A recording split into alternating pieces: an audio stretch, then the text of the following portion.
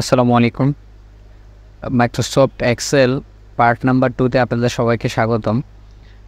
আজকে আমরা দেখব কিভাবে মাইক্রোসফট এক্সেলে গুণ, ভাগ করতে হয়, আ এভারেজ, পার্সেন্টেজ ইত্যাদি এইসব ফাংশনের কাজগুলো আজকে আমরা দেখব। এর আগের ভিডিওতে আমরা দেখেছিলাম কিভাবে মাইক্রোসফট এক্সেলে একটা ওয়ার্কশিট ক্রিয়েট করতে হয়, যোগ করতে হয়, বিয়োগ করতে হয়, প্লাস মাইক্রোসফট এক্সেলের এই উইন্ডোটা আমরা হালকা পরিচিত হয়েছিলাম গত পর্বে। তো এই পর্বে আমরা দেখব আরও অন্যান্য ম্যাথ অঙ্কগুলো দেখব। তো শুরুতে আমরা আমাদের একটা এক্সেল ওয়ার্কশিটে গেলাম। তো গত পর্বে আমরা যোগ বিয়োগ দেখেছি। তো এই পর্বে আমরা দেখব গুণ এবং ভাগ কিভাবে আমরা করব। তো আমি এখানে কিছু সংখ্যা লিখলাম, যেমন আমি এখানে 20,000 লিখলাম। লিখে আমি এটাকে 10 ভাগ করব, হ্যাঁ, অথবা 5 ভাগ করব। প্রথমে গুণ করে আমি ছোট একটা অ্যামাউন্ট নিই, 500 অ্যামাউন্ট নিলাম। এরপরে গুণ করব, এটা সাপোজ 30-এর সাথে গুণ দিব, হ্যাঁ, 500 গুণ 30। তো এটা গুণ দিব আমরা শুরুতেই আমরা ইকুয়াল চিহ্ন দেবো। আমরা জানি মাইক্রোসফট এক্সেলে যদি কোনো আমরা অঙ্ক করি শুরুতে আমাদেরকে ইকুয়াল চিহ্ন দিতে হয়। তো আমরা যোগ বিয়োগের সময়ও সাম লিখছিলাম, তো আমরা গুণ করার সময়ও এখন সাম লিখব। তো সাম লিখে ফার্স্ট ব্র্যাকেট দিলাম। এরপরে আমরা 500 ক্লিক করলাম, 500 এর সাথে আমরা 30 গুণ দিব, ঠিক আছে। তো 500 ক্লিক করলাম, এরপরে হচ্ছে গুণ দিব। গুণ হচ্ছে এখানে স্টার চিহ্ন, তো এক্সেলে স্টার চিহ্নকে গুণ ধরা হয়। তো স্টার চিহ্ন দিয়ে আমি 30 ক্লিক করলাম, মানে 500 গুণ 30, ঠিক আছে, 500 গুণ 30। তো আমি ব্র্যাকেট ক্লোজ করতেও পারি, নাও করতে পারি, এরপরে এন্টার দিব, তাহলে আমার গুণফল চলে আসবে, ঠিক আছে। এভাবে আমরা মাইক্রোসফট এক্সেলে গুণ করতে পারি। তো আমরা এইভাবে গুণ করতে পারি। আমি যদি আরেকটা দেখাই, যে এখানে 20 লিখলাম আর এখানে 30 লিখলাম, ঠিক আছে, আমি এই দুইটা গুণ করব। এই জন্য আমি ইকুয়াল দিলাম, সাম লিখলাম, ফার্স্ট ব্র্যাকেট দিয়ে আমি 20 সিলেক্ট করলাম, এরপরে স্টার দিলাম, স্টার হচ্ছে গুণ। তো আমি এরপরে 30 সিলেক্ট করে এন্টার দিলাম, ঠিক আছে। এরপরে আমার এই দুইটার গুণফল চলে আসছে। তো এখন আমি চাচ্ছি যে এই ঘরটার সাথে ভাগ দিব। কাকে ভাগ দিব? সাপোজ হচ্ছে কত, 10 ভাগ করব, হ্যাঁ, 10 ভাগ করব। 15,000কে আমি 10 ভাগ করব। তো এই জন্য আমি হচ্ছে একটা সেট আমি ইকুয়াল দিলাম, এরপরে সাম লিখলাম, ফার্স্ট ব্র্যাকেট দিলাম, এরপরে আমি 15,000 সিলেক্ট করে ব্যাকস্ল্যাশ দিলাম। ব্যাকস্ল্যাশ হচ্ছে ভাগ, এক্সেলে ব্যাকস্ল্যাশ হচ্ছে ভাগ।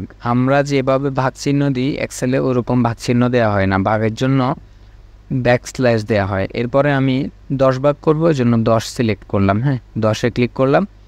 দেখেন 15,000 ভাগ 10, ঠিক আছে। তো আমি এন্টার দিলাম, দেখেন 10 ভাগ হয়ে গেছে, 1500 টাকা করে প্রতি ভাগে পড়ছে। তো আমি যদি 600 টাকাকে ভাগ করি, আমি হচ্ছে সাপোজ 40 ভাগ করব, হ্যাঁ। তো এই জন্য আমি ইকুয়াল দিলাম, সাম দিলাম, ফার্স্ট ব্র্যাকেট দিলাম, 600 ক্লিক করে ভাগ 40 দিলাম, এন্টার। তো আমার এখানে ভাগফল চলে আসছে, ঠিক আছে। এইভাবে আমরা ভাগ করতে পারি। তো এরপর আমরা বের করব হচ্ছে অ্যাভারেজ এবং পার্সেন্টেজ বের করব, ঠিক আছে। তো আমরা সাপোজ হচ্ছে এখানে যতগুলো অ্যামাউন্ট আছে, আমি যদি এই সবগুলো অ্যামাউন্টের অ্যাভারেজ বের করতে চাই, তো সেক্ষেত্রে আমি এই ঘরে গেলাম। অ্যাভারেজ হচ্ছে এই সবগুলা যোগ হবে, যোগ হয়ে 1, 2, 3, 4, 5 5টা ভাগ হবে, ঠিক আছে। এটা অ্যাভারেজ বা গড় বের হবে।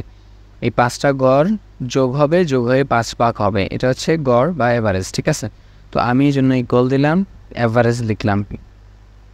অ্যাভারেজ লেখার জন্য, অ্যাভারেজ বের করার জন্য অ্যাভারেজ লিখতে হবে, ঠিক আছে। কল দিলাম, অ্যাভারেজ লিখলাম, ফার্স্ট ব্র্যাকেট দিলাম। এরপরে আমি এই যে ঘর সবগুলা সিলেক্ট করে দিলাম, ঠিক আছে। এই যে C3 থেকে C7 পর্যন্ত, এই যে সি কলামে 3 থেকে 7 পর্যন্ত, ঠিক আছে। C3 থেকে C7 পর্যন্ত আমি সিলেক্ট করে এন্টার দিলাম। ব্র্যাকেট ক্লোজ করতেও পারি, নাও করতে পারি, এক্সেল অটোমেটিক ব্র্যাকেটটা ক্লোজ করে নেয়, ঠিক আছে। তো এই যে দেখেন আমার এখানে গড় চলে আসছে ৩,৪০৮ টাকা করে গড় চলে আসছে। এই সবগুলার গড় হচ্ছে ৩,৪০৮ টাকা, ঠিক আছে। তো আমি হচ্ছে আরও কিছু সংখ্যা লিখি। এখানে ৫০০, এখানে ১,০০০, এখানে ২,০০০, ঠিক আছে। আমি এই সংখ্যাগুলো লিখলাম, ঠিক আছে। তো এগুলোতে আমি এখন এগুলোর গড় বের করবো এখন। তো এই জন্য আমি একটা সেলে গেলাম, তো গিয়ে ইকুয়াল দিলাম, অ্যাভারেজ লিখলাম। অ্যাভারেজ লিখে ফার্স্ট ব্র্যাকেট দিলাম, এরপরে আমি আমার রেঞ্জগুলো সিলেক্ট করে দিলাম, ঠিক আছে। এরপর ব্র্যাকেট ক্লোজ করতেও পারি, নাও করতে পারি, এন্টার দিলাম, ঠিক আছে। আমার এই সবগুলা টাকার গড় হচ্ছে ৯০০ টাকা করে, ঠিক আছে। আমি বর্ডার করে দিলাম। এই যে আমার হচ্ছে এই সবগুলা টাকার গড় হচ্ছে ৯০০ টাকা করে, ঠিক আছে। তো আপনারা এই যে এগুলো সিলেক্ট করে চাইলে এখান থেকে এই যে অল বর্ডার করে দিতে পারেন, তাহলে এগুলো বর্ডার হয়ে যাবে। তো এইভাবে সিলেক্ট করে আপনাদের যতটুকু দরকার অল বর্ডার দিয়ে দিলে বর্ডারটা হয়ে যাবে, ঠিক আছে। বাকিগুলো তো বর্ডার নেই, এগুলো তো বর্ডার আছে। আবার যদি বর্ডার বাদ দিতে চান সেক্ষেত্রে এগুলো আবার সিলেক্ট করে আপনি হচ্ছে এখান থেকে নো বর্ডার দিয়ে দিলে আপনার বর্ডার উঠে যাবে, ঠিক আছে। তো আমরা শিখলাম কীভাবে অ্যাভারেজ বের করতে পারি, গড় বের করতে পারি। এবার আমরা পার্সেন্টেজ বের করব, ঠিক আছে। তো আমি চাচ্ছি এই ৯০০ টাকার পার্সেন্টেজ বের করব, ৯০০ টাকার 10% বের করবো বা 15% বের করবো, ঠিক আছে। তো এই জন্য আমি এখানে কোথাও 15% লিখলাম, 15 দিয়ে একটা পার্সেন্টেজ দিয়ে দিলাম, ঠিক আছে। অথবা এখানে বের করব 20%, ঠিক আছে। আর এখানে বের করব 30%, ঠিক আছে। এই জন্য পার্সেন্টগুলো লিখে দিলাম। তো সাপোজ এখানে আমি 15% বের করব, এখানে 20% বের করব, এখানে 30% বের করব, ঠিক আছে, এই ৯০০ টাকার। তো আমি এই জন্য প্রথমে 15% বের করব। তো আমি ইকুয়াল দিলাম, সাম লিখলাম, ফার্স্ট ব্র্যাকেট দিলাম, এরপরে ৯০০ টাকা সিলেক্ট করলাম, করে আমি স্টার দিলাম। মানে স্টার মানে হচ্ছে আমার হচ্ছে গুণ চিহ্ন, ঠিক আছে। আমি গুণ চিহ্ন দিলাম, মানে হচ্ছে স্টার। তো গুণ দিয়ে আমি এই যে 15% সিলেক্ট করে দিলাম। তো আমি এন্টার দিলাম। দেখেন ৯০০ টাকার 15% হচ্ছে ১৩৫ টাকা। তো আমি 20% বের করবো, সেম ইকুয়াল দিলাম, সাম দিলাম, ফার্স্ট ব্র্যাকেট দিলাম, আমি ৯০০ সিলেক্ট করে স্টার দিলাম, মানে গুণ চিহ্ন, এরপর 20 দিলাম, এন্টার দিলাম। দেখেন 20% বের হয়ে গেছে, ১৮০। আমি 30% বের করি যদি, ইকুয়াল সাম, ফার্স্ট ব্র্যাকেট, এরপরে হচ্ছে ৯০০ গুণ 30%, ঠিক আছে।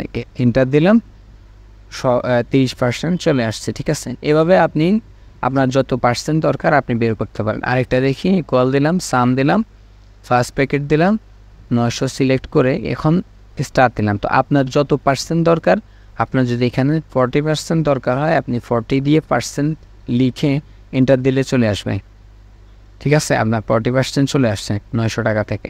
তো আপনি এইভাবে পার্সেন্টেজ বের করতে পারেন, ঠিক আছে। তো আমরা এর পরের ভিডিওতে দেখব কীভাবে আরও অন্যান্য ফাংশন দিয়ে কাজ করা হয়। তো সে পর্যন্ত সবাই ভালো থাকবেন। তো আল্লাহ হাফেজ, আসসালামু আলাইকুম।